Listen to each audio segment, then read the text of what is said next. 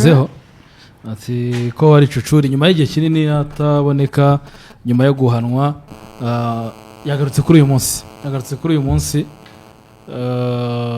match ikomeye afite akazi katoroshye sifura match ikipe ya mbere n'iya kabiri ikipe ya mbere n'iya kabiri ikipe ya mbere n'iya kabiri Aperi ni ya mbere kuko ari ifite ibirarane Cucuri rero kuri uyu munsi nyuma y'igihe kinini ko heruka gusifura match ya Mukura na Aperi harashize igihe kinini cyane nkahita utaravuzweho uruhu oya Cucuri yakoze amakosa muri match ya Aperi na Mukura yakoze amakosa bituma hanwa bivugwa ko nyuma yo guhanwa byamubereye nk'urucantege kuko muri kariyeri yari umusifuzi ufatwa nkaho yari umusifuzi ufatwa nk'inyangamugayo nta cyasha yari afite ariko byaratunguranye mu by'ukuri kuko ibintu byabaye muri la match birane fortunate so abantu bakibaza niki cyabaye nge ntabwo nishimiye ko yabaye nkaho yiheje nyuma y'iriya match kuko umusifuzi umunsi umwe agomba guhanwa umunsi umwe ukora ikosa hari ibyo birengagiza hari n'ibyo baguhanira so ntabwo guhanwa byatuma ucika intege uraza kumbabarira jewe uyu munsi barogoye duhagarare ngo numva ndi bukore ikiganiro neza ntarabohoka umutima umutima wanjye ndumva tarabohoka neza kandi sinashobora kwinjira mu ngingo iyo ari yo yose iganira siporo umutima wanjye utarabohoka so mu makanya mbanze at least mbohora umutima wanjye hanyuma tubone kwinjira mu biganiro SKFM imaze umwaka twatangiye itariki 10 z'ukwezi kwa kabiri manuramo gato na isa kuri bed ni umwaka wabayemo ibintu byinshi ku buryo numva bingoye kujya mu makuru ntaravuga ikindi ku mutima ari ikintu numva nshaka ko abanyarwanda bamenya uyu munsi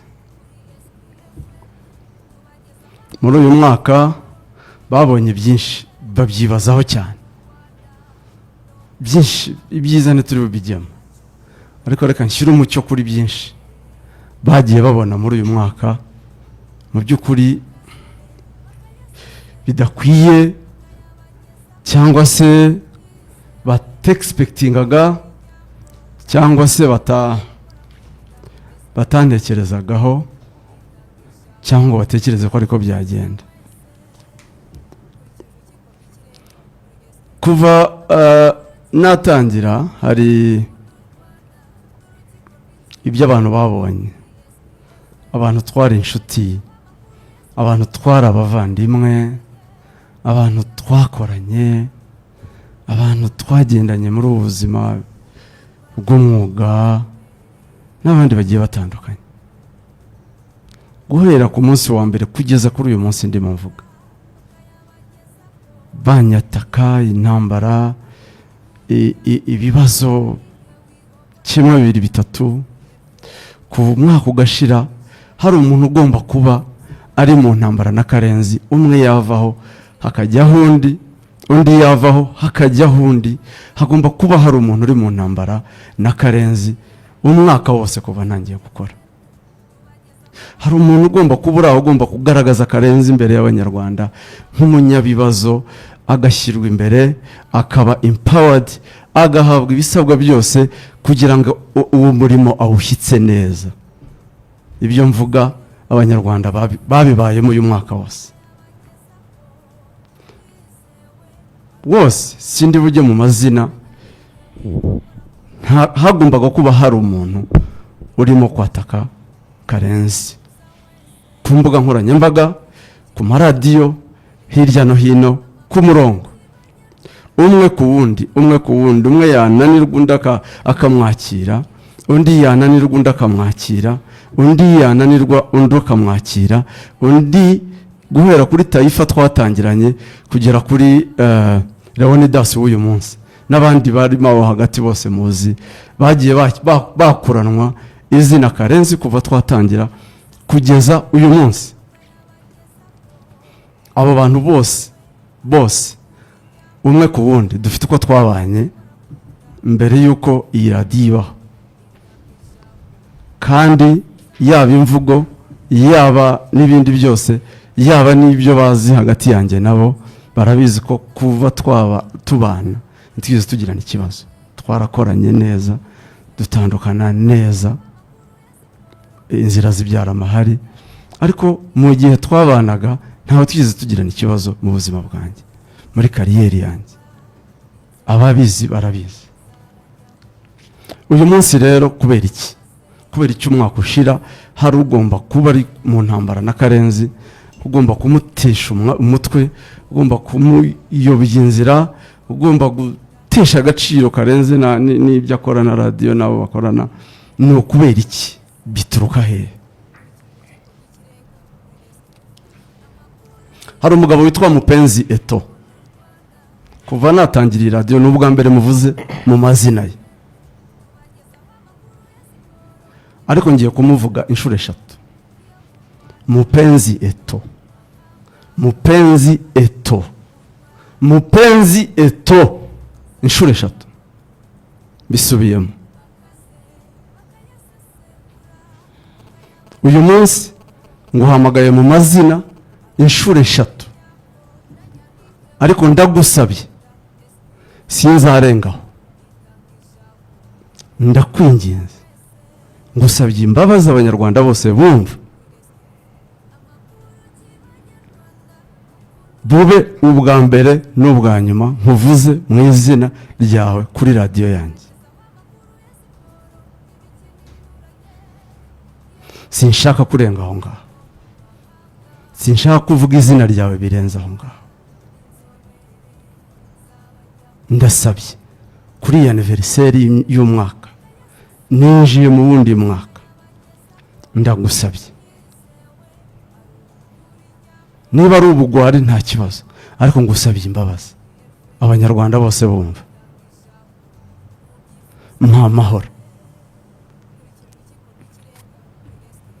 mahoro, nyagusabye igihugu cyose cyumva, abanyarwanda bose bumva, ngusabye imbabazi, ndasabye ngo mbabarira, umpa amahoro. Ibyo ukora, akazi kawe n'akazi kanjye birashoboka ko kose kakorwa, birashoboka ko wakora ibyo ukora, ufasha ekipe yawe ya APR, ugatera imbere, ugateza imbere na ekipe ukorera, bidasabye kujya mu ntambara na Karenzi, bidasabye ko umara umwaka wose urwana n'icyasenya Karenzi.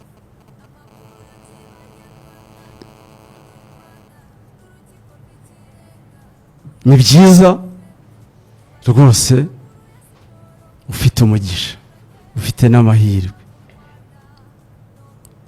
yo gukundwa n'abakomeye, ukaba wanakorana n'abakomeye. Uwo ni umugisha utagirwa n'abantu benshi.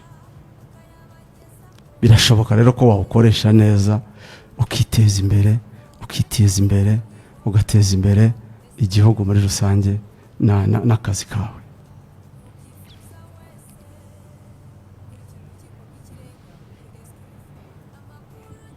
Mu Rwanda ntabwo ari muri Kongo, aho kumenyana n'abakomeye biba intwaro yo gupyinagaza abandi, yo kumva ko uwo mutakoranye n'uwo mutumvikanye atagomba kubaho, atagomba gukora, atagomba gutura mu gihugu.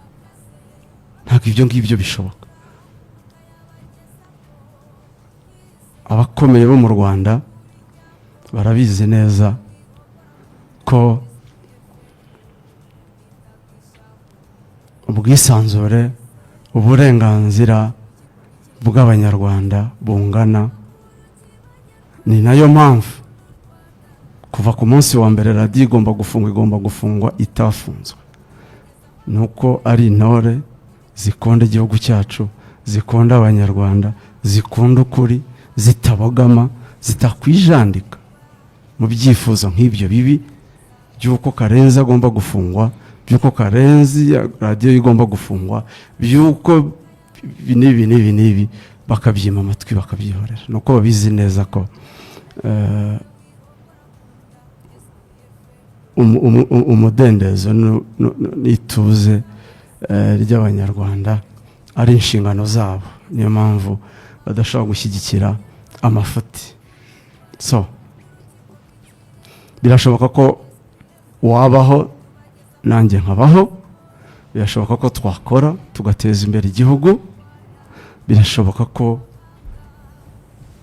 buri wese mu bye. Sindi bujye mu dukundi umwaka wose mwagiye mukorana, n'ubu inama ziracyaterana za Nyamirambo, abitwa ba Migambi bafite ibice bayoboye, abo bamushimira baba bafite izindi nama nabo barimo, n'abandi ntari buvugira aha.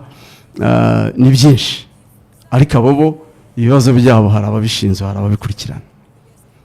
Ariko wowe mupenzi, ndagusabye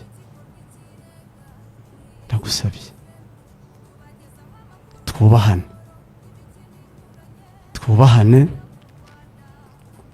dukora akazi, duteze imbere igihugu, twiteze imbere. Si itegeko ko tuba inshuti, si itegeko ko duhuza. APR nk'ikipe umunsi byagenze nabi tuzayikritika, birumvikana hari abatazabyishimira. Rayon Sport nk'ikipe umunsi bitagenze neza tuzabivuga, umunsi byagenze neza nabi tuzabivuga. Ibyo ni ihame, nta kizabihindura, n'uburenganzira duhabwa n'itegeko ry'umwuga. Ibyo tuzabikora, kandi utazabyishimira azabyakire, kuko ntago abantu twese twahuza ibitekerezo. Ariko ndagusabye, hagarika inama, hagarika amafaranga ushora, hagarika ibyo bintu byose, umpa amahoro. Mbisabye abanyarwanda bose bumva, simbivugiye matama. Umwaka urashize nta kuvuga, kandi mbizi ko ibiba byose ari wowe ubiri inyuma, ariko ntangira undi mwaka. Ndagusabye, sinzarenga ahangaha. Ibyo bavuzeho byose birahagije, nibashaka bazabinabikomeze, icyo ntacyo bizamindura, ariko itandukanye nabyo. Ndagusabye. So ubwo mubwira n'abandi nkawe bumvireho. Simvuze ko ndi mwiza, nanjye ibitekerezo byanjye bishobora kuba hari abo bitanezeza, hari abo bigusha nabi, ariko bihangane. Guhora kabaye kose kagomba gushakira uburyo kegekwa kuri Karenzi na SKFM, bikwiye guhagarara, bikwiye kugera igihe bigacicika, ko birarambiranye. Kuri uyu munsi hagomba kubyuka hakozwe inama, hashakishijwe ikibazo kiri bwegekwe kuri Karenzi. Rayon Sport ifite abayobozi bashyirwaho n'inzego z'igihugu nkuru cyane, nta natinyuka no kwegera, bandi bagakurwaho bagashyirwaho abandi, ariko bikarangira byose mubyegeka kuri Karenzi ko ari we ubikora. Karenzi ko ari we wahamagaye inama muri RGB agakuraho Tade agashyiraho Abdara. Karenzi ko ari we watumye retired yandika ibaruwa agasezera. Karenzi ko ari we wirukanye ngabo wandika kuri social media za Rayon Sport. Ndamwirukana ngo nkora ako kazi, ndamwirukana ngo bigende bite. Uyu munsi ubajije Abdala yakubaza ko yakubwira igihe mperukira kuvugana nawe, kubera icyo yagomba guhora haraye inama yo guterana yo gushaka uburyo agahari kose gashaka uburyo kegekwa kuri Karenzi kugira ngo kavuge. Umuntu wese kugira ngo avugwe abantu bamukurikira agomba kumvugaho kandi nawe. Ndabasabye rwose, mureke muduha amahoro, wowe nabo mukorana. Nguhaye gasopo, ndagusabye, ngusabye imbabazi, mundeke, mumpa amahoro, nkora ibyanjye, mukora ibyanyu, twese dutere imbere, twese tubeho kandi mu mahoro mu gihugu cyacu cyiza cyane. So nshaka kuba mvuze byinshi, ariko baravuga ngo hishura umurozi akakumaraho urubyaro. Ntago nahubutse, ibyo nkoze mbikoze nabiteguye, mbivuze nabiteguye, kandi nibikomeza uko bimeze. Sinzihanganira ko abanyarwanda banyuze hose bamvugiza induru, bantera amabuye ngo Karenzi niwe kibazo. Sinzabyihanganira aho bigeze. Nibikomeza nzarenga ahangaha, abanyarwanda bazamenya ukuri. Niba mugezeho mwicara mukavuga ngo Karenzi niwe wabujije Kiyovu igikombe, abanyarwanda bazamenya uko Kiyovu yabuze igikombe. Siko bimeze? have Abanyarwanda bazamenya uko Kiyovu yabuze ibikombe. Si kimwe. Abanyarwanda bazabimenya guhera 2019. Ujye byihorera. So ndasabye muduha amahoro, basabye imbabazi, ndabashimiye. Mutima Ubu ndabohotse twakora ikiganiro none. ariko reka nanjye ngusabe, sibyo? Nka grand frère n'inshuti yanjye, sibyo? Birangirira hano Rwose sibyo? byarangiye. Byihorere ibyo bya Kiyovu, ibyo urya wabuze igikombe ubyihorere. Ndabizi neza ko ubizi neza, cyane. urumva? Nawe na Mupenzi atarabizi ko ubizi neza, uretse n'abandi barabizi ko ubizi neza, ariko ibyo ntuzabivuge. Byarangiye sibyo? nabirangiye. Uzabyihorere. ntabwo ari ibintu bikwiye kuvugwa. Byateza ibindi bitari byiza, sibyo? Ndakubwiye ngo navuze ngo uyu munsi muvuze mu mazina, ariko ntazansunikire kurengaho. Twikorere, twubahane, dukora akazi. niba nabikomeza kukuvuga, sibyo? Uzabihorere. Imana niyo yaguhaye radiyo, nubwo batabyakira, nubwo byagenda bite, urakora. Abantu b'Abanyarwanda, inzego zirakuze cyane, sibyo? Zirakuze. Wowe ukora akazi kawe ubihorere. Ubushize ndi hano naravuze ngo aho igihugu kigeze na perezida wacu hari abatamwemera cyane. nta igihugu kigeze ubu ngubu uko igihugu mu myaka 30 kibaye paradizo, hariho n'ubu abatamwemera. Rero abo ntuzababuza, sibyo? Ntabwo abantu bose bazagukunda, niko bimeze, niko isi imeze, niko iteye. Uzagera ushaje, kuzageza wungutse ibindi byinshi, uzabyihorere. Uzakora radiyo yawe, uzahemba, urumva? Ufite inshuti zawe ni nako bimeze. Ariko Axel, inama zawe ndazumva kandi nibaza naragerageje muri uyu mwaka rwose, ariko hari igihe ngira ngo abantu babona abantu baceceka ntibabavuge bakagira ngo barabatinya. Umuntu akaba yumva afite uburenganzira bwo gukorera mu gikari akavugira mu bandi bantu, akumva ko abantu bamutinya ku buryo batamuvuga. Ubwo rero muvuze amazina, ndamusaba ko ntarengaho. Icyo nzi cyo, sibyo? Niba afite n'abajyanama namfashe hasi. Icyo nzi cyo Mupenzi to jya ncuruza izina ryanjye. Niba rero abantu kuva ku munsi wa mbere kugeza ku munsi wa nyuma bari ku izina ryanjye, abanyamakuru batagikora ibiganiro bakora Karenzi, sibyo? Abaki hirya no hino, ndasabye bihagarare mu mahoro.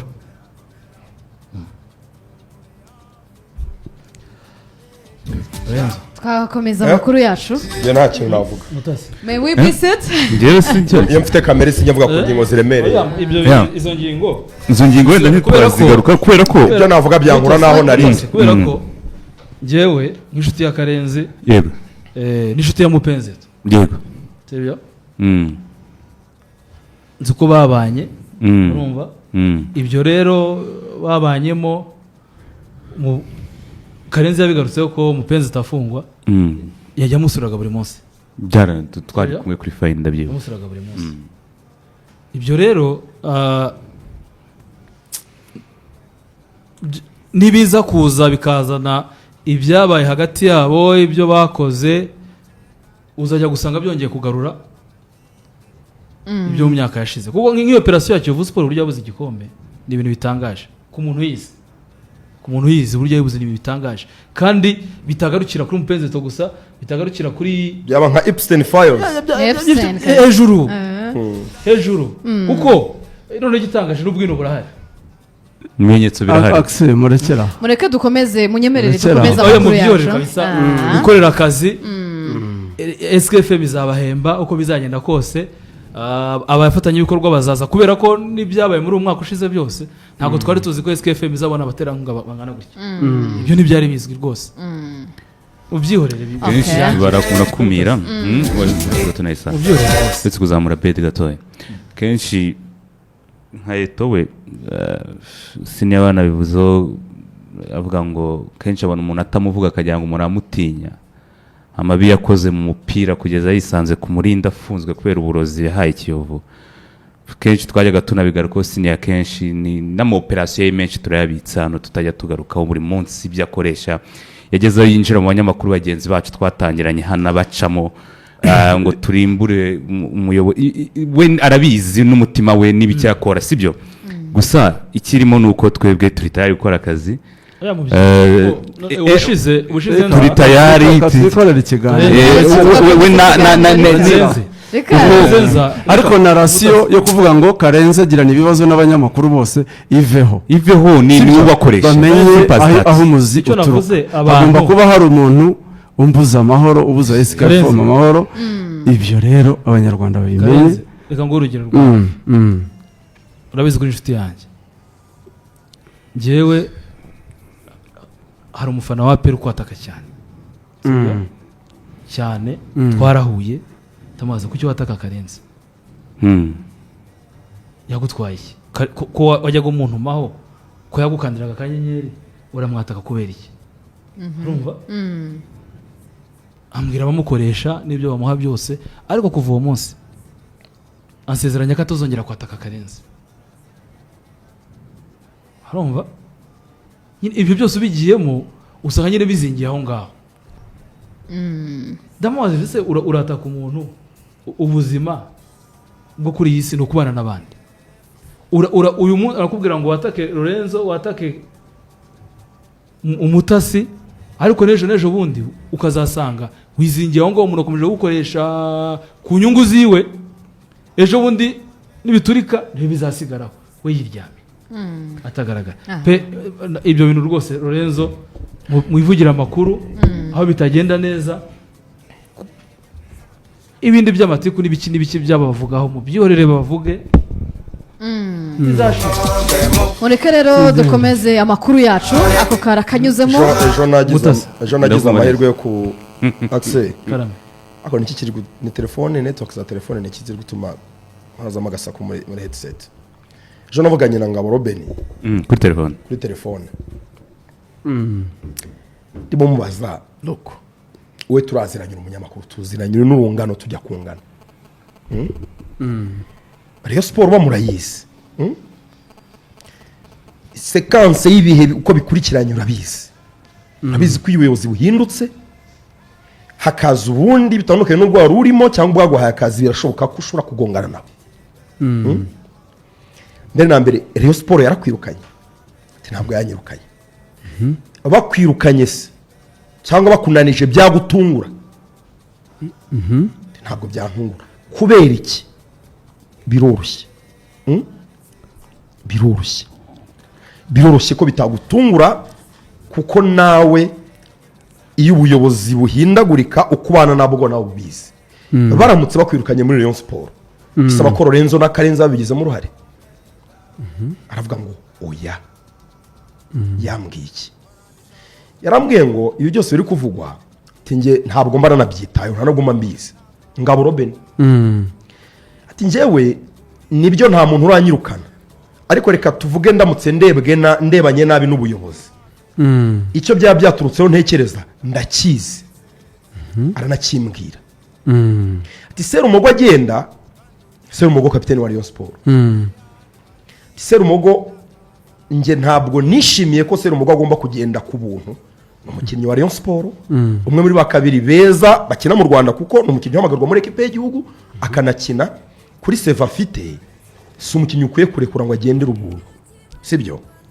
ushobora kuzana undi kuko wenda ubone equipe bitari guhura ariko mushakemo nka $15,000,000 nibura zishyure n'ugiye kuzana mushya ati ni igitekerezo nahaye nde ubuyobozi ariko nyine nk'umureyo nge nemera ko ndi umureyo responsable nagira inama ubuyobozi nabanyikoramo naba ntayikoramo kandi ibyo nta wabimbuza tenyuma ibyaje kuba haba abanyamakuru bamwame n'umuceri ko Serumogo ashobora kuba yaratanze ngo $12,000,000 na equipe yamuguze tibyo byatumye byagiye hanze bituma hari abandi banaye muri equipe batekereza ko ahari nabandi mu babishyize hanze cyangwa se namufitemo akaboko urumva iyo sako yayo makuru nk'ibyo sinari mbizi urwo ruziga rwa Ngabo Robin na Rayon Sport ni uruziga rwo muri reyo gusa rurangirira muri Rayon Sport. Ikintu rero kiri weird ni uburyo umuntu ashobora guterura icyo kintu uwo biri kubaho abizi n'impamvu yabyo, umuntu akabiterura akabijyana akabigira Lorenzo na Karenzi bari kwirukanisha. Njye nambwiye ni ikintu cy'impangayikishije ni kimwe. Uri umunyamakuru mugenzi wanjye, twakorana n'ahandi twazanakorana, ariko ntabwo bikwiye ko niba uzanava no muri reyo no ku bushake bwawe ubihisemo abanyarwanda bazayifata nkaho Lorenzo yagize ari mu kwirukanisha muri Rayon Sport. Sibyo? Umazemo igihe kirekire, sinzi uko wagezemo, simba no muri reyo, sindi n'umureyo. Ikintu nk'icyo kikaza out of blue kigaturuka mu kirere, bam, kikagira abantu kigomba kwitirirwa. Nafite ni ibintu wa mugani bifite abantu babitegura, birateguye biri systematic. Inama zirakorwa i Nyamirambo, inama zirakorwa ku matelefone, inama zirategura zikavuga ngo uyu mugambi iki kigomba gukorwa gutya. Ubu Rayon Sport kubera ko itekanye ituje, nta muyobozi uhari ugongana n'undi, birashakirwa no mu bakozi, bishakirwe na bishakirwe no mu itangazamakuru, ariko ntibe stable, habemo ibibazo. Njyewe nashatse amakuru ndavuga ibi bintu wamugana ubu ntibyaba bifite aho biva, reka nkurikirane ubundi ibibazo bya Ngabo birahari koko. Ndakurikirana, barambwira ngo Murenzi Abdallah perezida wa Rayon Sport uyu munsi ni umuntu wayoboye akarere imyaka 10. Donc ni umuntu uzi office uko ikora, uko igomba gukora. Akoresha inama byibuze buri wa mbere muri Rayon Sport. Buri wa mbere abakozi bakora inama. Yaje kubona rero abakozi benshi muri Rayon n'abakinnyi, donc kijyanye n'itegeko ry'amasezerano yabo ntibayubahiriza.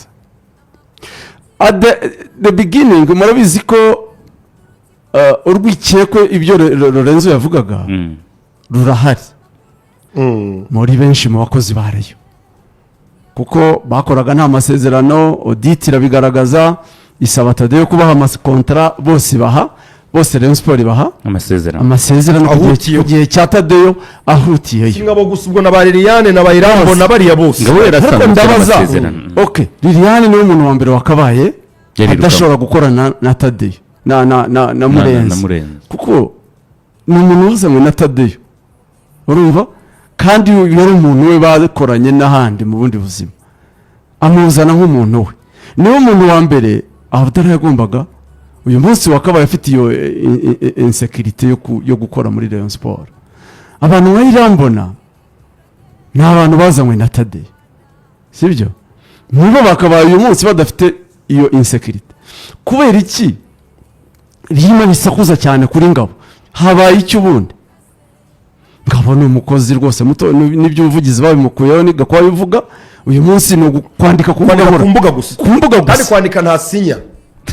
In fact ananditse singo kumenya n'uwanditse rwose. Ashobora no kwandika n'umenye ko ari zoroshye cyane zitagaragara zitagize. None kubera iki kibazo abantu bahagurukiye icyarimwe kandi the same people muri wa mujyo ngo rwakorana neza bakakibyimbya kuki cyabaye iki? Umuntu arambwira ati ikibazo gihari ni kimwe. Ngabo deja afite hari urwo rwikekwe rwa mbere yuko Abdallah ayobora uburyo bakoranye, uburyo ingamba z'ubwirinzi zakoraga, kandi yasaga naho ari kumwe nazo zimena saba Abdallah muri bakavuga ngo nibagera mu nzove bazamukubita n'ibiki byose n'ibindi. Yavuze byinshi, si Rayon Sport, si abasosi abanyoko n'ibindi byinshi tutari bujyaho hano. Uyu munsi akora kuri radio, sibyo? Birashoboka ko mu kuvuga Rayon hari ibyo abayobozi bawe batakwishimira, kubera ko baraguhemba. Nta muntu waba guhemba ngo yishimire kumva umukritika wenda kuri radio, sibyo? Uri umukozi we akumva urimo uramukritika nkaho wakarwanya intambara yo kumudefanda. Shaka kuba nabikora, ariko wenda niba uyu munsi ndi hano Lorenzo akataka Rayon Sport n'urugero, ndi muri studio kandi ndi umukozi wa Rayon, ntago kameme babitandukanya nanjye, sibyo? So amakuru yarahari ngo nuko Abdallah yamaze gutanga amabwiriza mu bakozi kugera no ku bakinnyi, ashyiraho icyo bita fiche de présence.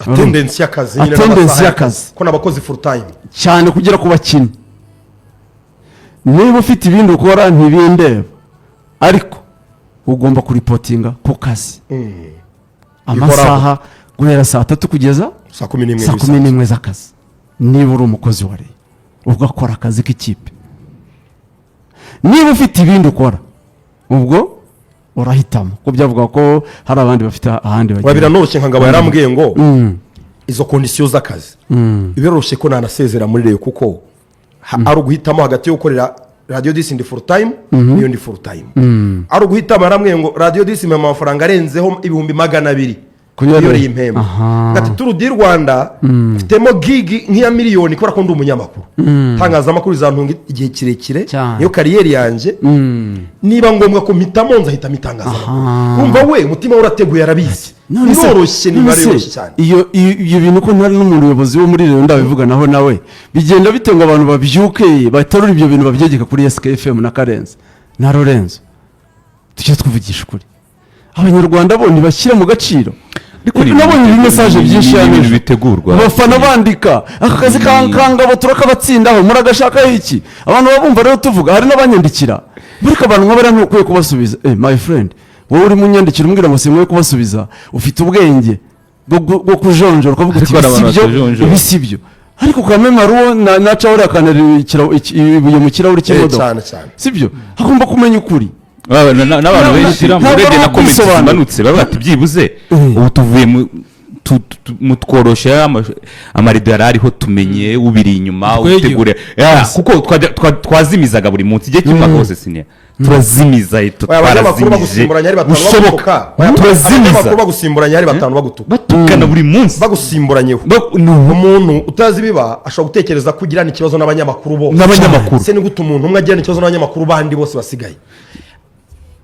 umenye neza ko ari akazi kishyurirwa hari rekritoma zikorwa nibura wamenya ikibiri inyuma Lorenzo ugize neza ntaguciye mu ijambo ejo ku munsi w'ejo horaho ndi kumwe na Lorenzo mutangazaje aramamagaye namuhamagaye amaze kunyandikira kuri WhatsApp ambwiye ngo mwongeye kudutezaho intambara mfata telefone nyishyiro pare ndamuhamagara mutangazaje ndamubwira mutangazaje turaziranye kuva ku cyamitsingi turaziranye niwe wa mbere usebya Karenzi ujya kumutuka mu by'ukuri mutangazaje tuvuga bivugishije kuri hari icyo mupfa ntacyo ninde ubatumase nakubwira Kareto ndakubwiza ukuntu Lorenzo mwaje ikibazo aramubwira ngo ese ibyo bintu byo kuvuga ngo Ngabo Robeni Karenzi na Lorenzo niwagiye kumusimbura yabikuye he mwabikuye ko twabikuye mu banyamakuru bicara ngo abanyamakuru bose barabizi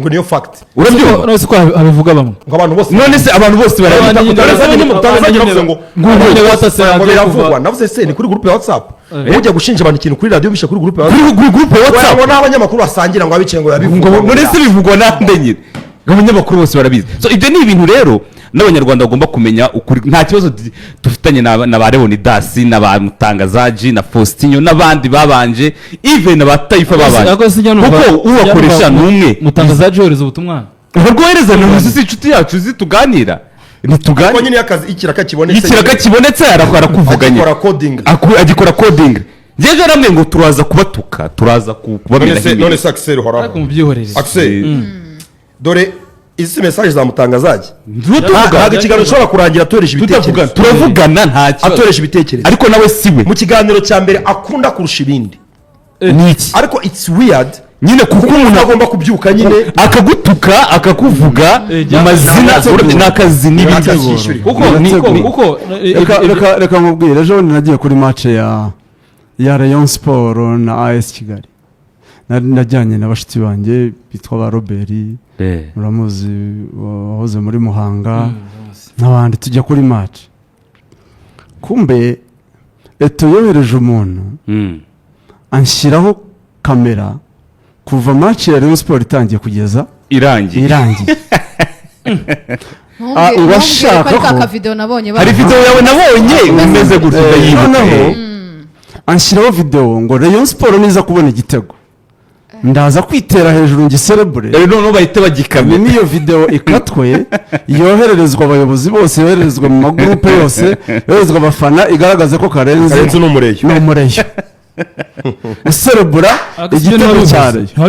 Noneho uwafashe video yabuzemo ikintu match yose, ariko hari ahantu ni na AS Kigali yarasi igitego mu izamu, aho twari turi twifata mu mutwe gutya, narakabonye barakabonye twifashe mu mutwe njye nabo twari kumwe, aragakata ako ka video, ariko ntabwo tukatredinze cyane, barakanyohereje yagahaye abantu arababwira ngo nimugakwirakwize ngo mu magurupe.